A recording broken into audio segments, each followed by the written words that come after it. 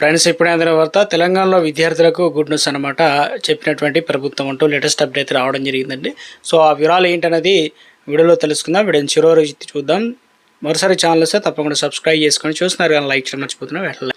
ఇక వాయువ్య బంగాళాఖాతంలో ఏర్పడినటువంటి అల్పపీడనం అంటే ఇక్కడ మనకు గుర్తుంచుకోవాల్సింది ఏంటంటే ఉత్తర తెలంగాణలో దాదాపు అనేక జిల్లాల నుంచి భారీ నుంచి అతి భారీ వర్షాలు అయితే కురుస్తున్నాయి. ఇటీవల కాలంలో అసలు వర్షాలు లేక ఇబ్బంది పడుతున్న తరుణంలో 48 గంటల్లో కురుస్తున్న కుండపోత వర్షాల కారణంగా ముఖ్యంగా వాగులు, వంకలు, నదులు ఇక ప్రాజెక్టులు జలకళ సంతరించుకుంది. ఎక్కడ చూసినా వాగులు, వంకలు పొంగి పొరలడంతో అదేవిధంగా బ్రిడ్జిలు ఉంటాయి, ఇక లోతట్టు ప్రాంతాలు ఉంటాయి. పలు గ్రామాలకు రాకపోకలు కూడా పూర్తిగా నిలిచిపోయాయి. ప్రతికూల వాతావరణ పరిస్థితులు అయితే దృష్ట్యా నిర్మల్ జిల్లా కలెక్టర్ అయితే కొన్ని జిల్లాలకు సంబంధించి ఆల్రెడీ విద్యార్థులకు దృష్టిలో ఉంచుకొని నిర్మల్ జిల్లా కలెక్టర్ సంబంధించి ఇక భువేష్ మిశ్రా, కొరంభీం ఆసిఫాబాద్ జిల్లా కలెక్టర్ హరిత్ గురువారం జిల్లాలో పాఠశాలకు విద్యాసంస్థలు అయితే బంద్ అనేది ఇవ్వడం జరిగిందనమాట. 2 జిల్లాలకు సంబంధించి ములుగు జిల్లాలో మేడారం జంపనవాగు వృద్ధితంగా ప్రవహిస్తున్న స్థానానికి దిగిన కటకేశ్వరికి చెందిన భక్తుడు గల గల్లంతు కావడం అయితే జరిగిందనమాట. ఇక జగిత్యాలలో రాయికల్లు,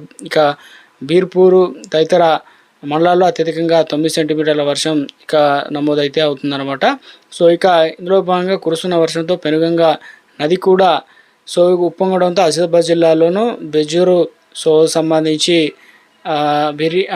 తిర్యాని మండలంలో 12 గ్రామాల బాహ్య ప్రపంచాలు సంబంధాలు తెగిపోయాయి. ఇక ఈ జిల్లాలకు సంబంధించి కొన్ని ఏరియాల్లో అయితే లోతట్టు ప్రాంతాల్లో సెలవులు అయితే ప్రకటించినట్లు అప్డేట్ అయితే ఇవ్వడం జరిగింది.